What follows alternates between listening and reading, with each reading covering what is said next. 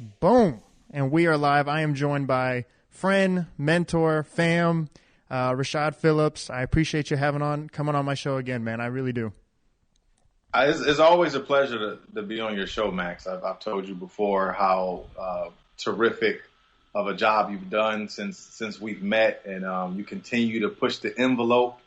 And I'm always excited to be a part of anything that you're hosting. Thank you. Now, just to let you know, so we're working with you've paved the way for young broadcasters such as myself. So I'm always pushing the boundaries for being innovative, trying new stuff, new content. So if I look this way, I'm looking at a TV now. It's not I'm not ignoring you. I'm looking at a TV. You got a TV? Yeah. So I'm looking at you're on the big screen with the fresh cut, Sports Talk 2319 new banner. You're on the big screen now. That's next level right there. I know I feel good. I got my hair cut now. So you're doing you were doing a little bit of a throwback. You were growing out the fro, and then I saw the cornrows. I'm like, okay, throwing it back to the college days. Yeah. Now I'm back. I'm back to the old man now. Got my old man look now. Got the Yoda look. Yeah. All right. So we're always talking about breaking down players. That's your specialty. Like you break down players that don't get the recognition they should. You have a very fair way of viewing talent. You don't have any biases. You don't have no agendas, what you and Perkins talk about. And you give everyone a fair shot and fair opportunity, fair evaluation. And that's incredible that you do that. But I was like, you know what? It's time someone broke you down. No one's ever broken Rashad Phillips down to the point where how you break people down. So I'm like, you know what? I'm always talking about Giannis is Hulk, LeBron's Thanos. I've done rap comparisons, Lil Baby and Zion. I'm like, let me do Rashad Phillips. So I did some thinking. I wrote some things down. I scratched a couple things out, and I think I nailed it. And I'm going to read you. I want to read this verbatim. So Rashad Phillips, you are the iPhone of scouting. And I want to let that sink in. You are the iPhone of scouting because I'm going to read it to you. You're quick. You're efficient. You're available. You're precise, and you're a disruptor. You have created your own scouting language, just like how the iPhone has created FaceTime. We've created iMessage and a new form of communicating, and it's now what we use to function from day to day. What was seen as an outlier, like what's FaceTime, what's iMessage, what's the blue message, is now what we use to function in every day of life. It's the new standard to society.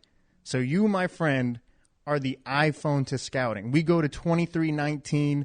We see all your breakdowns. It's available for us. Just how you can use the internet to look up anything you want. You have a new language. You've called people UFOs. You've called people the magnetism. You've created your own language. Rashad Phillips, you are the iPhone of scouting. I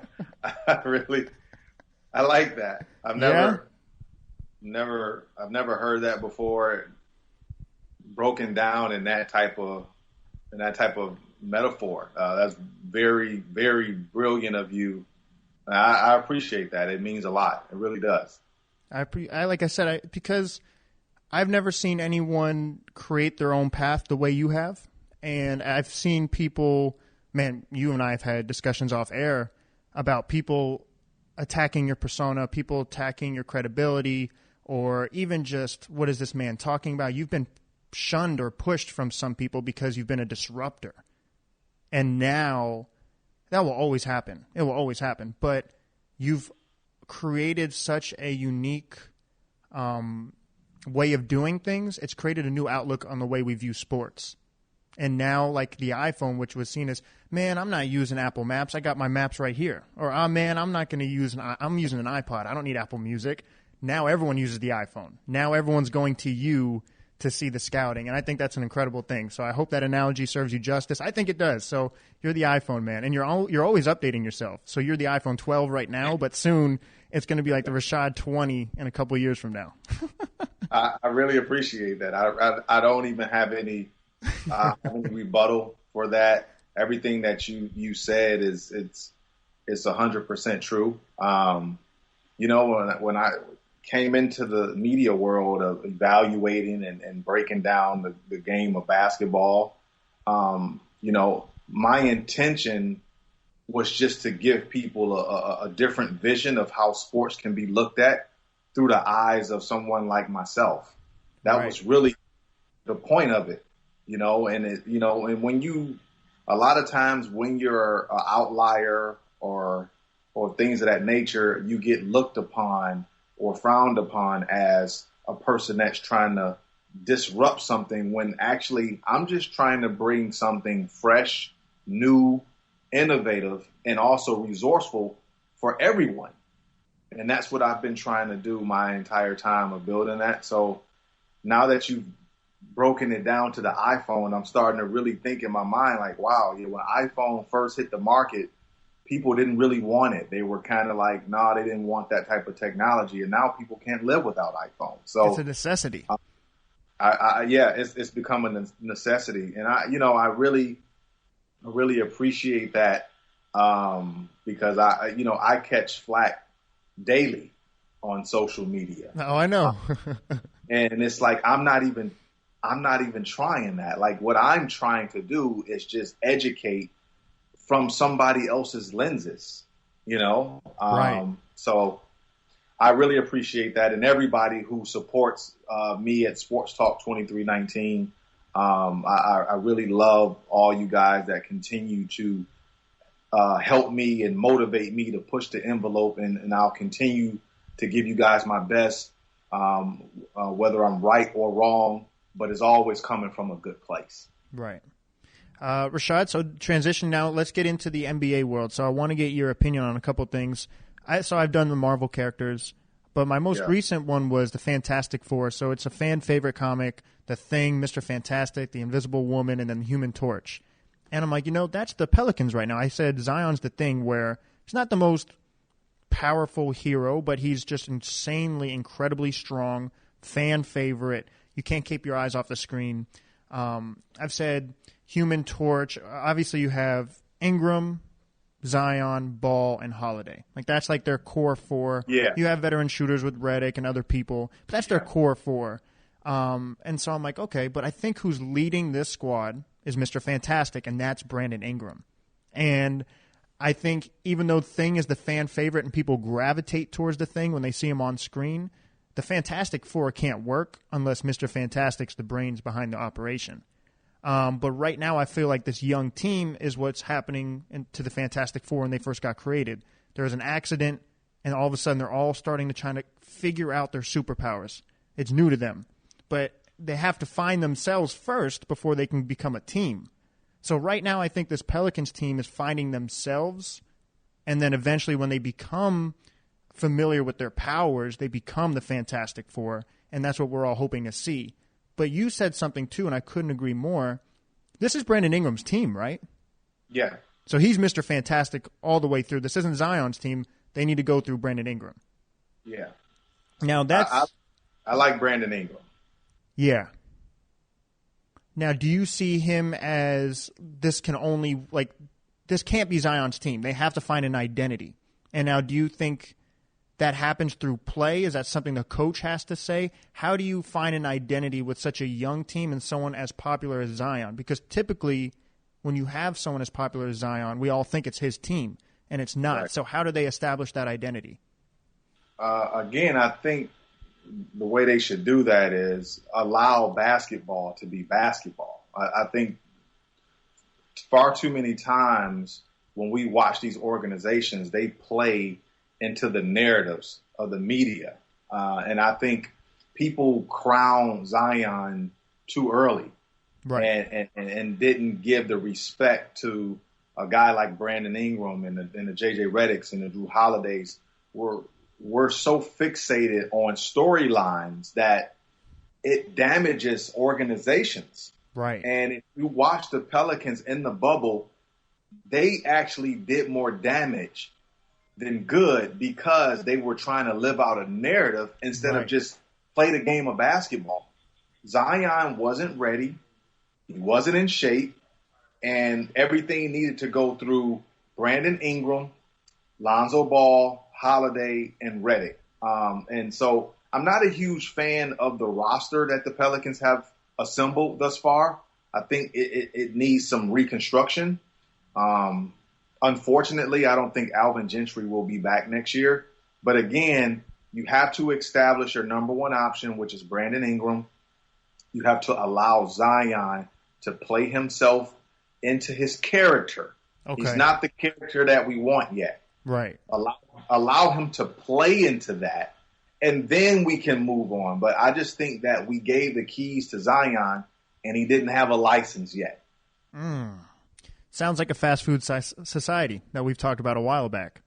Yeah, just want it right away instead of going to the restaurant, being seated, ordering, waiting for your food, and then going that way. Right. Now, are you concerned about the injuries? He's been injured at every level he's played. Or do you think that this is the Joel Embiid type situation where it's like, man, this guy, when he's playing, we see the raw, natural talent that he can become, but man, is he going to be available? Like, are we going to see more of this? Do you think he gets healthier over the offseason? Is that a serious concern of yours? It's very serious. From a scale of 1 to 10, 10 being just extremely afraid for the kid. Right. I'm at a 9. Oh. I'm at a 9 because when you look at Zion, obviously the talent, the athleticism is there, but there's something to say about staying healthy, being durable, and maintaining your weight while being able to sustain an 82-game season. You know, I look at it like we can do it like math. If you play 82 games a season and Zion jumps about 44 inches, maybe 8 times a game, right? Right. So you go 8 jumps of 44 inches times 82 games. Think about that. Like, so it's extreme for me. So I'm really concerned not about his play. I'm more concerned about his durability. Right. Longevity. Availability is the best ability. Yes. Man, no, that's a great point. Now, I want to transition to this because I want to get your perspective on this because I think you can relate to it or understand it. One of the most impressive performances for me was actually a defensive performance, not an offensive performance. Jimmy Butler being able to maintain the red and hot TJ Warren. The guy's averaging 30-plus points. He's on fire. They kind of have beef. And Jimmy said, I'm going to guard him. And he holds him to 12 points that whole game. So we've seen a whole nother level of intensity, of competitiveness. But why do you think certain players are excelling more in the bubble than when they were in the regular season? Like, look at Dame. I mean, look at Devin Booker, TJ Warren, Jimmy Butler. Take me through their mindset. How are they able to elevate their game because of the bubble? Why do you think that is? Well, I think there's no outside distractions for one. Okay. You know, that's one. That's first and foremost. These guys, they don't have that outside noise. Right. It's literally in a bubble. Right. Right. So that gives you a different type of concentration. Secondly, these are the guys that are performing high level in the bubble are guys that are probably the more mentally tougher players because you have to really dig deep when you're in a situation where there's no outlet. Right. So your only advocate is yourself. You can't depend on outside people or outside noise or outside music to kind of put you in that realm of giving your best self. So you look at Jimmy Butler to answer your question initially about the TJ Warren. Jimmy Butler is one of the most mentally tough players in the NBA. I mean, when you look at his story, here's a guy that was homeless, that kind of fought his way to the NBA. So he kind of carries that hard hat and lunch pail to work every day. And he's one of the few guys that you don't want to call out. You got Jimmy Butler's a guy you don't want to call out. Damian Lillard is definitely a guy you don't want to call out. For sure. You know, there's just a few guys in the league that you don't want to call out because they're built that way. They're their own advocates. Right. Now, Rashad, I'm so excited to be evaluating talent with you. we're going to be doing something covering the draft, and I am so excited to do that with you. When you evaluate talent, I don't want you to give all the secrets, but I do want you to kind of elaborate on how are you able to evaluate a chip on the shoulder? You've talked about the mid-major mindset. We've talked about the dog. Some players just have that grit. You don't want to try them. How do you evaluate that? Because I feel like a lot of these players are overlooked when they're just in college, but then they blossom into that and like, oh, they always had that dog. How come other people, GMs, scouts don't see that? How do you see that before it actually happens? Man, there's a lot of things there. Obviously, my experience as a player. Right. I was one of those players that had that type of chip on their shoulder. So I can see it. You know, it's almost that you can see yourself in other people. Right. And when I'm looking at a Damian Lillard or a prospect, and I say, I can tell if the way they walk, the way they score, their mannerisms, depending on the situation of the game, that they have that it factor. So you also want to look at you want to follow the story. Everybody has a story. I have a story. Max, you have a story. When you dig deep into the lineage of a person, there's usually some hidden gold there. Right. The more you dig into a person, the more you'll find. And when you look at these prospects and how I evaluate, I try to dig into their stories to find something deeper that makes them tick and say, you know what? That may be the reason they will succeed at the next level because of something that I found in their lineage. That's deep. That's deep. And you found that in me, which is I could speak to this from a personal level. Like you did that to me. And I remember having that conversation with you. I'm like, what do you see in me? And you told me. And so you really do that. I could speak that from experience with you. Yep. Covering the Orlando Magic, you and I have talked about this off air so many different times. We've said it seasons ago. Ben Simmons and Joel Embiid don't work. We've said that. And we said one of them is going to get traded. You can determine on who you're going to side with, who would you invest long-term with. I've said Ben Simmons just off availability. I think he can elevate others more if he was surrounded with the right pieces and they kind of built it around him. But I would understand if they did choose that Joel Embiid route. But you've said it for a while, too. So this is the last we're seeing of the two, right? You think they make a move sooner rather than later? Yeah, I think they're going to fire Coach Brown first. I think he will be the first domino to fall. This is like one of those relationships that you don't really want to break up with the person. Right. So you're going to do everything in your power to not sever those ties, right? You're going to exhaust every resource that you possibly can for this not to be a breakup. That's all Philly is doing right now. They're just buying they're just biding more time. Right. They're procrastinating on making the trade. Right. Look, Philly, you're going to have to get rid of one of them. Okay? I know you're going to fire your coach first. I get it. But eventually, you're going to have to get rid of one of Ben Simmons or Joel Embiid. Right. I'm guessing okay. that Ben Simmons will be the one that leaves because he's with Clutch Sports. And when you're with Clutch Agency, they don't allow their clients to be second fiddle. Let me say that again. Mm-hmm. Ben Simmons will be the first out of Philadelphia because Clutch Agency doesn't allow their clients, especially at that level, to be second fiddle. So it's either going to be a force out, they're going to force Joel out, or Clutch is going to move Ben Simmons because he's a superstar. Yeah. No, that's a great – the business side of things is something that people – the everyday consumer doesn't realize or think about, but because that plays such a huge role in everything that happens in the NBA. That's a great point. Last couple things I want to talk to you about, Rashad, again, thank you for your time, is Chris Paul. You've talked about why he's your MVP, what he's able to do. You've interviewed Isaiah Thomas, which to me was my favorite interview I've ever seen. with a player, just to be able to sit down and truly talk about the game and just the purity of basketball itself was incredible. So you have a knack of being able to see and experience and relate to these point guards. So when you see something in a point guard such as Trae Young, John Morant, Chris Paul now, Isaiah Thomas, I take it. I don't have to second guess it. You're a credible source. I get it. Like, it makes 100% sense because it's coming from you. So with Chris Paul being as valuable as, and clearly he is, I don't even think it's not just your opinion. What he's done with the Thunder, you can't argue that. That's facts.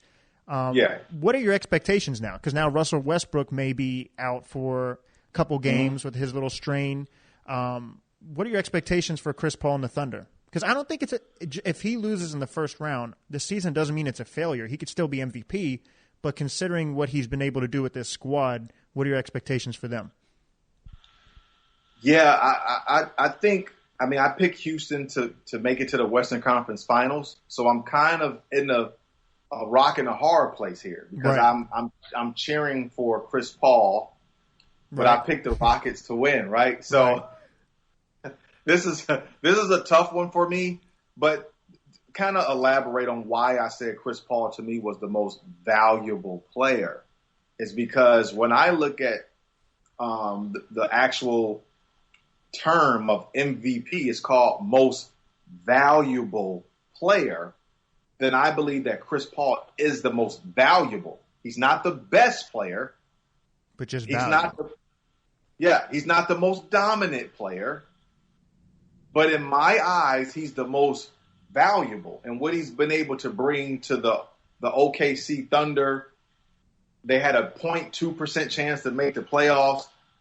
There was rumors flying before he put on the uniform that he was going to request a trade. All these young guys, they were just pretty much left for dormant. And what he's been able to do just speaks volumes of him being valuable. Right. So for me, I don't think Chris Paul wins this series, but he's not going down without a fight. He's going to have to duel it out with James Harden, which is going to be really hard to do. But if he does win this series, if Chris Paul wins this series against the Houston Rockets, it further echoes what I said in the beginning, that Chris Paul is the most valuable player in the NBA. Talk soon on that.